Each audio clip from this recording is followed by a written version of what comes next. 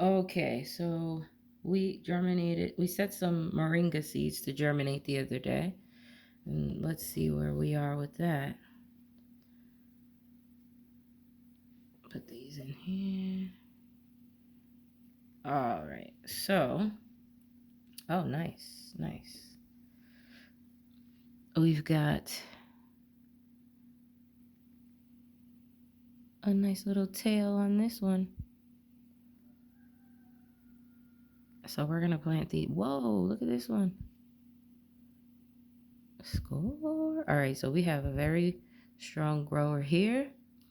Seems to be that the larger these seeds are, the more vigorous they are. As you can see, this one doesn't have anything going on. A lot of these don't have anything going on. Not to say they won't germinate, but we put them all in at the same time, same temp, and this is what we got. So we're going to run with that.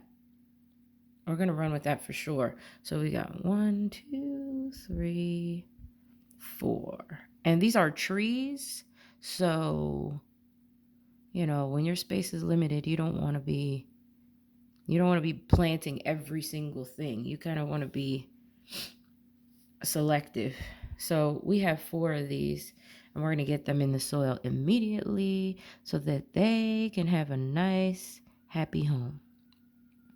I am actually going to let all of these germinate, even though, like, look at this poor baby. He's so tiny. Look. I am going to let all these germinate, though. So they're going to be, let's say, round 2 and 3. I'll probably, this, and this. Maybe this one will probably germinate around the same time. And then these tiny little darker ones will probably germinate last. We have enough space to plant all these. So I'm going to plant them. But for right now, we're going to throw these back in their little pod. First I'll spray some water on them. Just a little, because it's already damp. You don't want it to be too crazily damp. But we'll throw it in here. And I have an incubator going with some duck eggs and chicken eggs. A homemade incubator that I made out of a tote.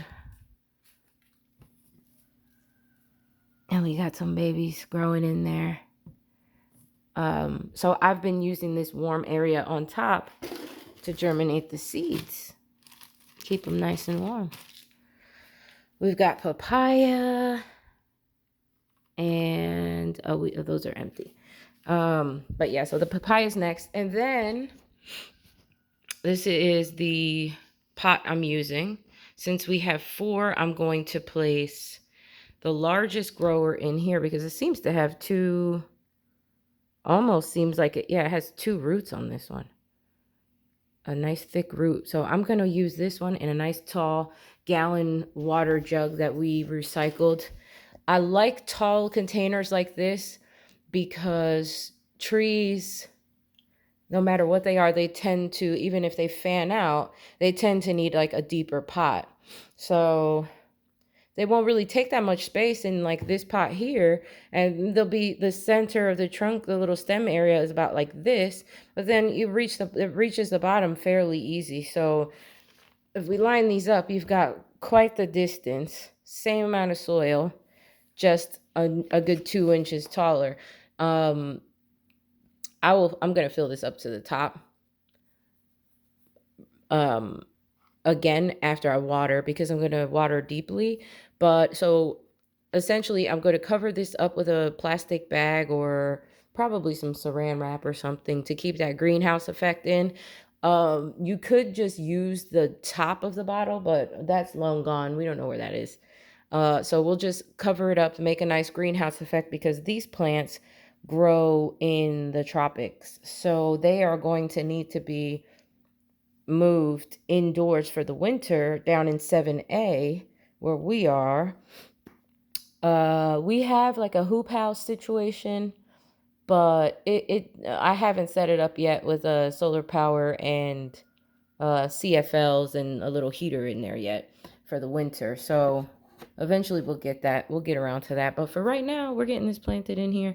All we're going to do, I'm going to do probably plant 2 in here. But I think they don't transplant well. So instead of doing that, we'll just plant 1 here, 1 in here. They should go at least an inch down in the soil, at least. They'll travel their own way. Make sure your roots are facing down, obviously, but maybe not obvious. And then these, I'm going to find another container for these because these poor little babies have a ways to go. But yeah, so you can repot plants, which is taking the root ball up, trimming a little off of the roots to stimulate more root growth, then freshen the soil and put the soil back in. Some plants and trees don't like to have their root ball agitated. You have to kind of look that up. But I like to agitate the roots, clip the bottom about this much off the bottom of them to make sure that they are still loose, so that way when you put them back in a pot, they feel refreshed and the soil is not compacted. I like this container as well because it's not round like a circle. It's kind of like a square, and that helps the roots get used to being planted in a square type setting, because if they go in the ground like this, I'm probably going to build this planter and put wheels underneath of it, like off-road type small or medium-sized wheels, and build like a wooden box for it, so that way we can just hook it up to the quad and tow it wherever we want it. That should work. And then you're supposed to plant trees in a square, not in a circle, because it gives the tree a more stable footing, and it allows the roots to spread out instead of going around in a circle and choking itself out, and sometimes getting root rot. Or if you were to put a type of tree that's, let's say, not tropical, that you're going to put in the ground, it may possibly just die and fall over, because it's not encouraged to grow out this way. It's encouraged to grow out in a square, because roots have a hard time getting around corners. So they're not going to go like this. They're going to go, oh, corner. All right, we'll go that way. Yeah, so that's what we're going to do. And sorry for the video quality, but I'm just kind of grabbing stuff and showing you as I go. I normally don't take videos of what I'm doing because I'm so busy, but this is what we're going to do. And then we're going to water it. It likes deep watering infrequently, so don't just water every day. Water like once a week, and water it deeply. Make sure it's draining. This is good. I made this soil myself. It's got slow release fertilizer 20-20-20, which is NPK is 20-20-20, and it's got a little sand, a little manure. Look at how easily that crumbles. It's like it doesn't even stick. But then once it gets wet, it kind of clumps together. It's not wet yet, but once it's wet, it clumps together, but it also drains really well. There's wood chips and all. It's a mixture of topsoil, potting soil, compost manure, sand, and slow release fertilizer. So that's what I use for everything, basically.